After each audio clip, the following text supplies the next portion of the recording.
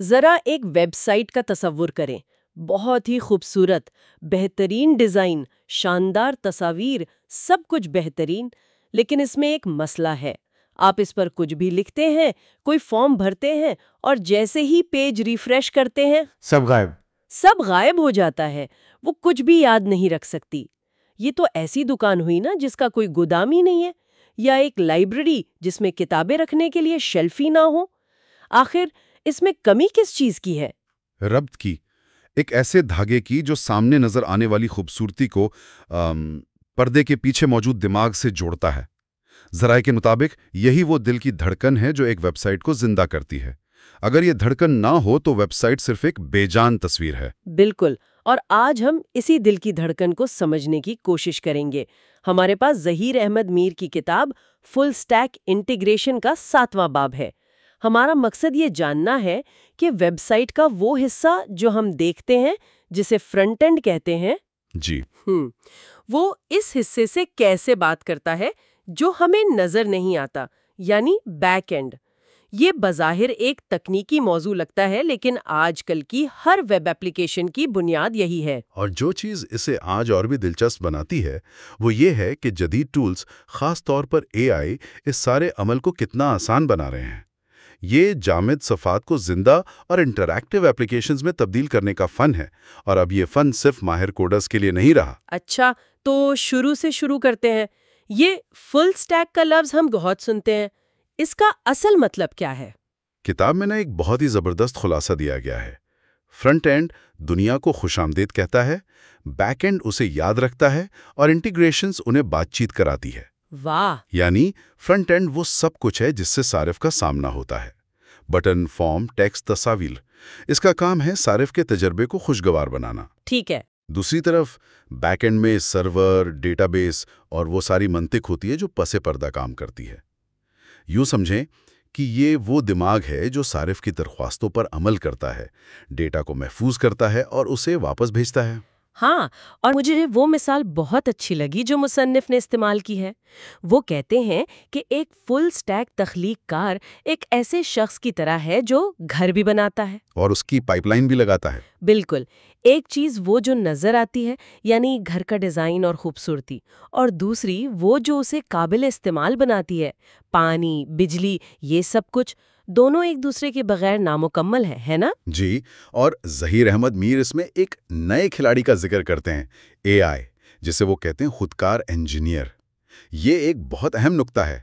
پہلے ایک ہی شخص کے لیے گھر اور پائپ لائن، مطلب دونوں کا ماہر ہونا بہت مشکل تھا۔ صحیح۔ آپ یا تو اچھے معمار ہوتے تھے یا اچھے پلمبر۔ لیکن اب AI ایک ایسے مددگار کے طور پر سامنے آیا ہے جو ان دونوں حصوں کو بنانے میں مدد کرتا ہے، غلطیوں کو پکڑتا ہے اور اس پورے عمل کو بہت تیز اور آسان بنا دیتا ہے۔ ٹھیک ہے، گھر اور پائپ لائن کی مثال بہت اچھی ہے، لیکن یہ دو الگ الگ چیزیں ہیں۔ ایک معمار پائپ فٹر سے کیسے بات کرتا ہے؟ ڈیجیٹل دنیا میں یہ کیسے ہوتا ہے؟ یہ دونوں حصے آپس میں جڑتے کیسے ہیں؟ بہت اچھا سوال ہے۔ ڈیجیٹل دنیا میں اس رابطے کو API کہتے ہیں، یعنی ایپلیکیشن پروگرامنگ انٹرفیس۔ کتاب میں اسے ڈیجیٹل پل کہا گیا ہے، اور یہ بالکل صحیح تشبیہ ہے۔ ڈیجیٹل پل؟ جی، API اصولوں کا ایک مجموعہ ہے جو دو مختلف سافٹ ویئر کو ایک دوسرے سے محفوظ اور منظم طریقے سے بات کرنے کی اجازت دیتا ہے۔ یہ ایک طرح سے ترجمان یا درمیانی آدمی کا کردار ادا کرتا ہے جو اس بات کو یقینی بناتا ہے کہ دونوں ایک دوسرے کی زبان سمجھ سکیں۔ کوئی روزمرہ کی مثال دے سکتے ہیں؟ یہ API اصل زندگی میں کہاں استعمال ہوتی ہے؟ سب سے عام مثال ہے موسم کی ایپ کی۔ جب ہم اپنے فون پر ایپ کھولتے ہیں تو ہمارا فون یعنی فرنٹ اینڈ بہت خوبصورت طریقے سے ہمیں بادل اور سورج دکھاتا ہے، لیکن اس کے پاس موسم کا ڈیٹا نہیں ہوتا۔ اچھا۔ وہ موسم کے مرکزی سرور کو ایک درخواست بھیجتا ہے۔ یہ درخواست API کے ذریعے جاتی ہے جو پوچھتی ہے اس جگہ کا درجہ حرارت کیا ہے۔ سرور جواب دیتا ہے 32 ڈگری سینٹی گریڈ۔ یہ جواب بھی API کے ذریعے واپس آتا ہے اور ہمارے فون کی اسکرین پر نظر آ جاتا ہے۔ او، تو یہ ایک ویٹر کی طرح ہوا۔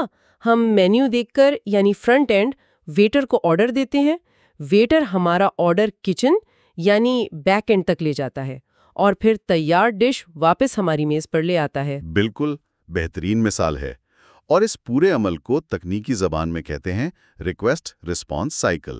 فرنٹ اینڈ ایک ریکویسٹ کرتا ہے، درخواست۔ جی، درخواست۔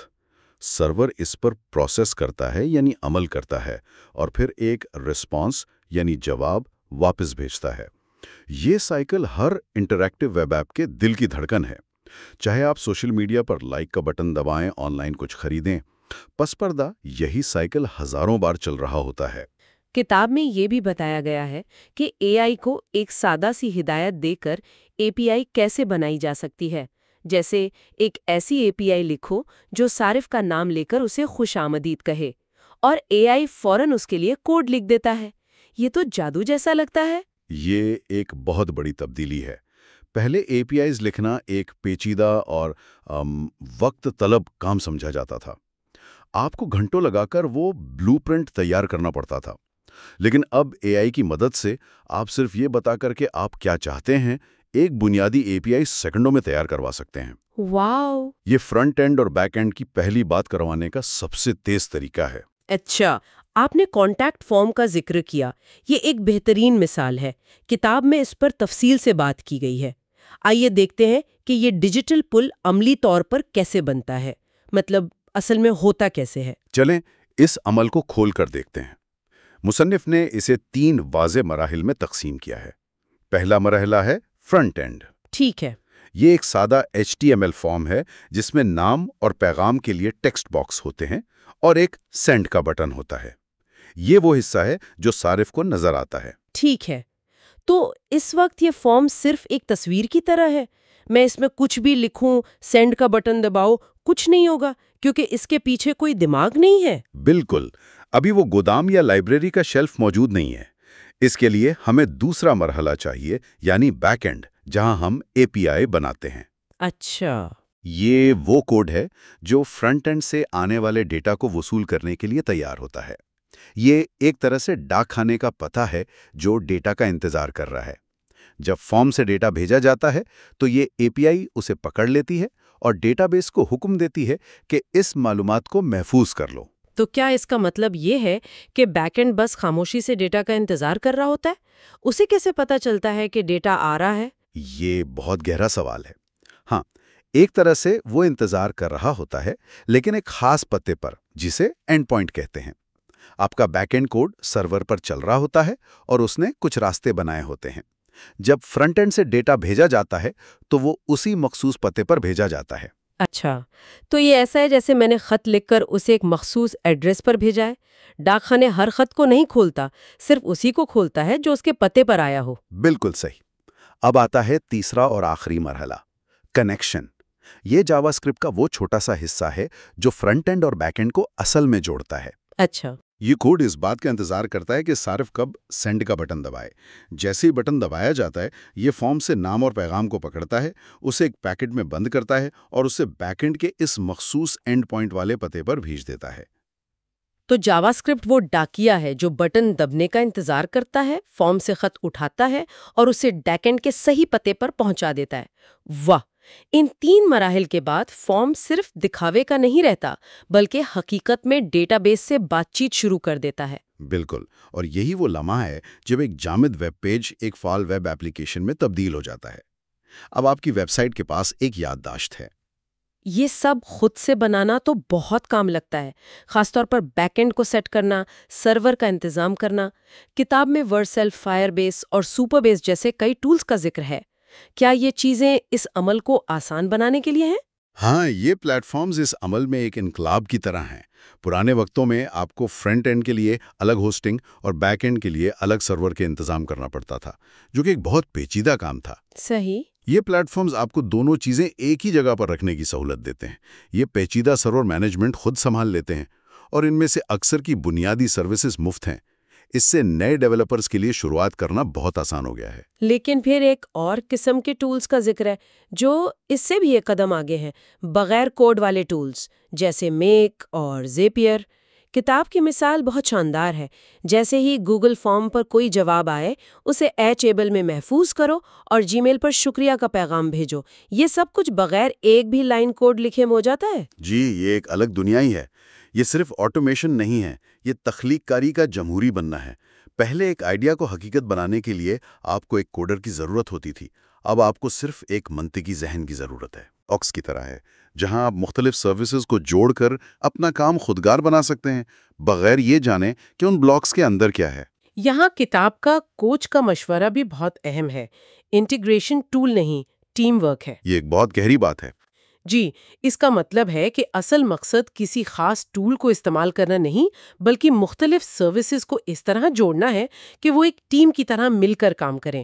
چاہے آپ کوڈ لکھ کر APIs بنائیں یا زیپیئر جیسے ٹول کا استعمال کریں، بنیادی اصول وہی رہتا ہے. یہ سب سننے میں بہت اچھا لگتا ہے جب سب کچھ ٹھیک کام کر رہا ہو، لیکن میرا ذاتی تجربہ ہے کہ ٹیکنالوجی کے ساتھ اکثر چیزیں غلط ہو جاتی ہیں.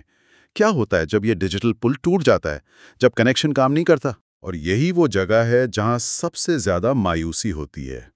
فرض کریں آپ نے ایک فارم بنایا، لیکن اس کا ڈیٹا API تک نہیں پہنچ رہا.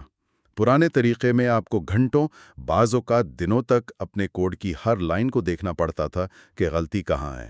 اوہ، یہ تو بہت تھکا دینے والا عمل ہے. بہت زیادہ. لیکن یہاں بھی AI ایک حل پیش کرتا ہے. یہ بات تو میں دل سے مانتی ہوں. مجھے یاد ہے کہ ایک بار میں ایک چھوٹی سی سیمی کولن کی غلطی کی وجہ سے پوری رات جاگتی رہی.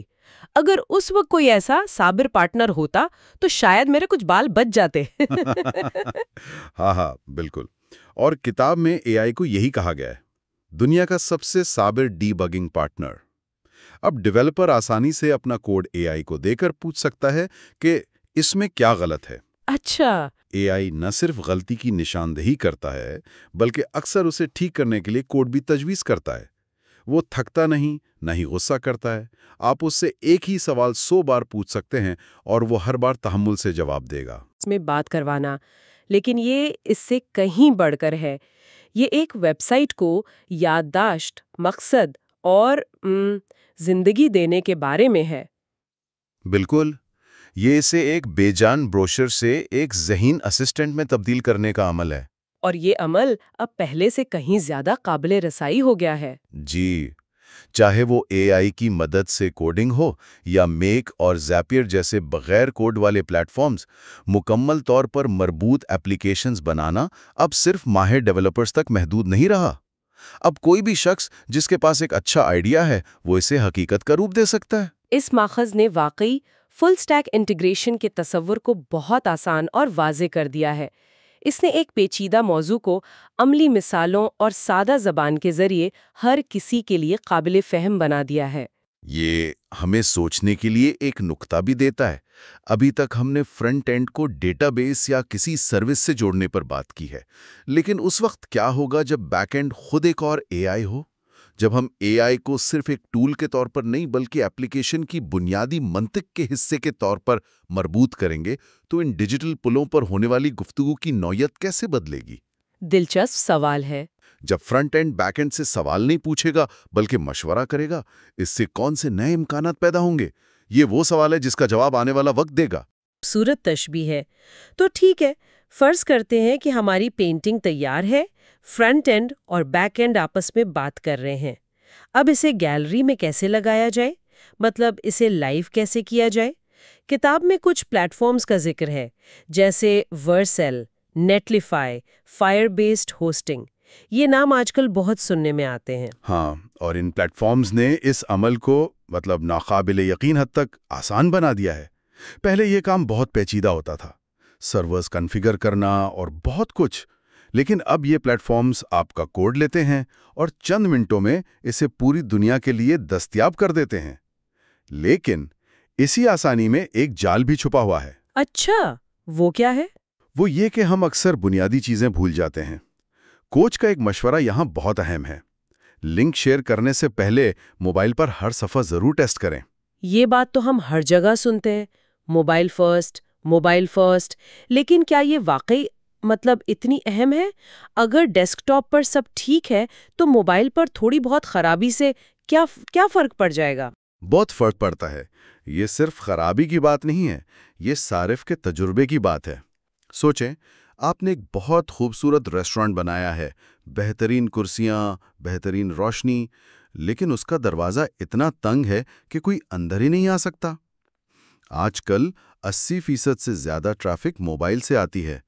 تو اگر آپ کا ڈیجیٹل دروازہ یعنی آپ کی ویب سائٹ کا موبائل ورژن استعمال میں مشکل ہے، تو آپ نے اپنے 80% ممکنہ گاہکوں کو پہلی نظر میں ہی کھو دیا. یہ آپ کے پروجیکٹ کی کامیابی اور ناکامی کے بیچ کی لکیر ثابت ہو سکتا ہے. یہ واقعی ایک اہم نقطہ ہے، اور یہ سب صرف تھیوری تو نہیں ہے، اس کا حقیقی زندگی پر بھی گہرا اثر ہوتا ہے. اس کی بہترین مثال فیصل آباد کے ایک 17 سالہ نوجوان حمزہ کی کہانی ہے جو اس باب میں بیان کی گئی ہے. حمزہ نے اپنے محلے کی صفائی مہم کے لیے ایک ویب ایپ بنانے کا فیصلہ کیا. یہ بہت متاثر کن ہے. بالکل، اور حمزہ کی کہانی میں سب سے دلچسپ بات اس کا کیسے ہے. اس نے کوئی پیچیدہ کوڈنگ نہیں کی.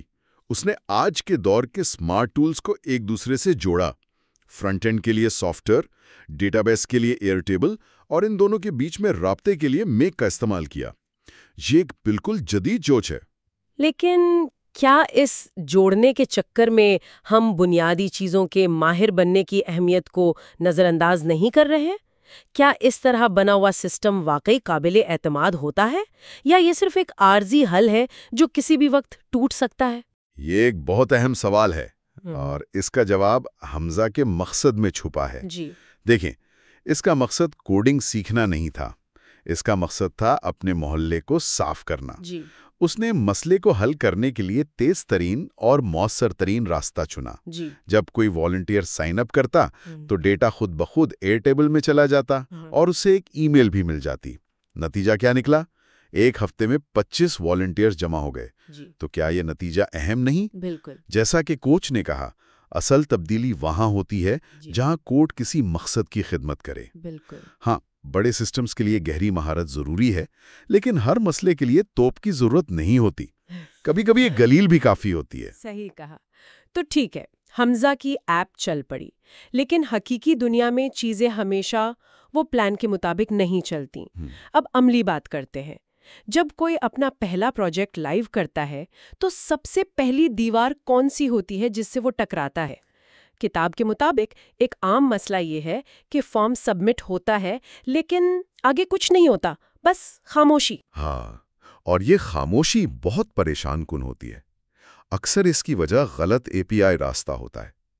اسے یوں سمجھیں کہ آپ نے ایک خط تو بھیجا لیکن پتہ غلط لکھ دیا.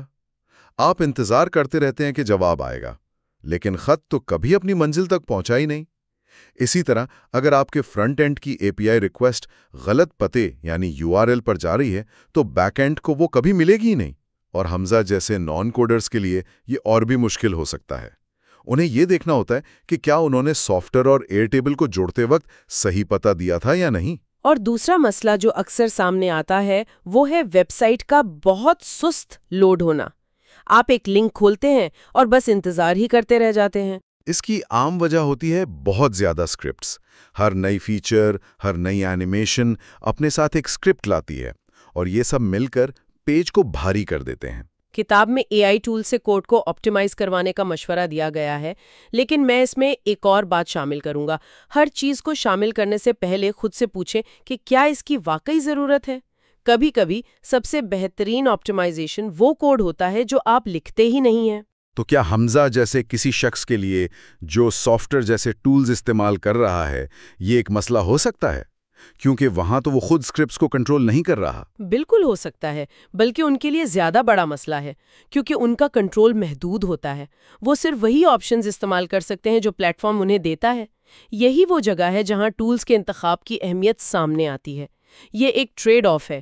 آپ کوڈنگ کی پیچیدگی سے بچتے ہیں لیکن کچھ کنٹرول کھو دیتے ہیں.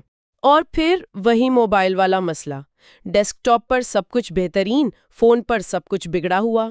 اس کا تکنیکی حل تو میڈیا کوئریز ہیں، لیکن یہ غلطی ہوتی ہی کیوں ہے؟ یہ غلطی سوچ کے عمل میں ہوتی ہے. ہم اکثر ڈیسک ٹاپ فرسٹ سوچتے ہیں اور بعد میں اسے موبائل کے لیے ٹھیک کرنے کی کوشش کرتے ہیں، جبکہ ہمیں موبائل فرسٹ سوچنا چاہیے.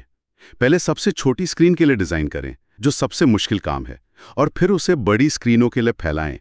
ये ऐसा ही है जैसे पहले एक छोटे से अपार्टमेंट का फर्नीचर तरतीब देना और फिर एक बड़े घर का। उल्टा करना हमेशा मुश्किल होता है। सही। तो अगर कोई इन तमाम मसाइल को हल कर भी ले, उसका पेज तेज है, मोबाइल पर भी ठीक है, लेकिन क्या ये काफी है? हमजा की ऐप में वॉलंटियर्स का ज़ाती डेटा था, उनका नाम, शायद फ़ोन नंबर या ईमेल। उसे महफूज रखना कितना बड़ा चैलेंज था। ये हमें सीधा सिक्योरिटी के मौजू पर ले आता है। और ये आज के दौर में सबसे अहम मौजू है। एक छोटी सी गलती आपके सारिफीन का भरोसा हमेशा के लिए तोड़ सकती है। कुछ बुनियादी उसूल हैं जिन्हें कभी नज़रअंदाज नहीं करना चाहिए। हमेशा HTTPS इस्तेमाल करें, जो आपके और सारिफ के दरमियान राब्ते को खुफिया रखता है। और API कीज़, इन्हें कभी भी फ्रंट एंड कोड में ना छोड़ें। ये अपने घर की चाबियां दरवाजे पर लटकाने के मुतरादिफ हैं। ओहो, मुझे याद है जब मैंने मेरा पहला प्रोजेक्ट नहीं था, दूसरा था शायद। मैंने गलती से एक API की अपने पब्लिक कोड में ही छोड़ दी थी। खुशकिस्मती से वो एक टेस्टिंग की थी और किसी ने नोटिस नहीं किया, लेकिन आज सोचती हूँ तो खौफ आता है। हम सब ऐसी गलतियां करते हैं और उनसे ही सीखते हैं। इसीलिए सारिफ के इनपुट की वैलिडेशन भी इतनी ही ज़रूरी है। कभी ये ना समझें कि सारिफ वही डेटा भेजेगा जिसकी आप तवक्को कर रहे हैं। हमेशा चेक करें। और डेटाबेस का URL तो आपके खजाने का नक्शा है, इसे कभी भी अवामी ना करें। किताब में एक बहुत जदीद मशवरा दिया गया है कि AI से पूछा जाए, मेरी API में सिक्योरिटी खामियां बताओ। ये सुनने में तो बहुत अच्छा लगता है, लेकिन क्या हम AI पर इतना भरोसा कर सकते हैं? क्या ये मुमकिन नहीं कि AI खुद कोई गलती कर दे? ये एक बेहतरीन नुक्ता है। देखें, AI एक मुआविन है, मुतबादिल नहीं। वो आम और मालूम गलतियां पकड़ने में बहुत अच्छा है। वो आपको बता सकता है कि आपने शायद API की खुली छोड़ दी है या इनपुट वैलिडेशन कमज़ोर है, लेकिन वो इंसानी ज़हानात या एक तजर्बेकार हैकर की तरह नहीं सोच सकता। तो उस पर मुकम्मल इन्हिसार करना खतरनाक होगा। इसे एक दूसरी राय के तौर पर इस्तेमाल करें, लेकिन हतमी जिम्मेदारी हमेशा आपकी ही रहेगी।